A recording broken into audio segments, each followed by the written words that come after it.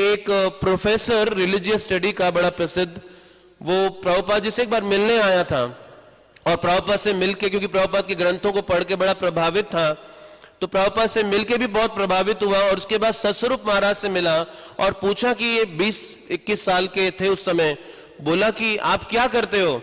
तो सतस्वरूप महाराज बोले मैं पब्लिकेशन शुरू करने जा रहा हूं, ग्रंथों का प्रकाशन। और उस प्रोफेसर ने पूछा कि आपको कोई अनुभव है इसका पूर्व?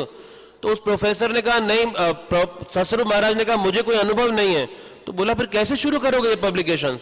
बोला Swami ji said you start, Krishna will help you. आप शुरू करो, कृष्ण आपकी मदद करेंगे।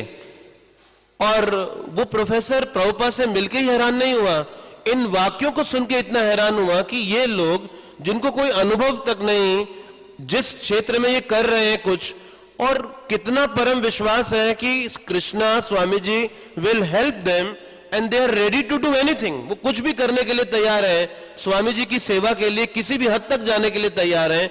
ये कितना अद्भुत है। तो ये है एक शुद्ध भक्त की उपस्थिति। तो एक शुद्ध भक्त की उपस्थिति अपने आप में इतनी कल्याणकारी है कि उसके होने मात्र से सब कुछ पवित्र अपने आप होता जाता है।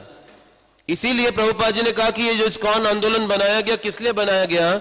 ये इसलिए बनाया गया कि शुद्ध भक्तों का संग प्रदान किया जा सके, शुद्ध भक्तों का संग दिया जा सके, इसलिए इस आंदोलन को बनाया गया। और प्रभुपाद जी ने इसे करने के लिए बहुत त्याग स्थापित किया।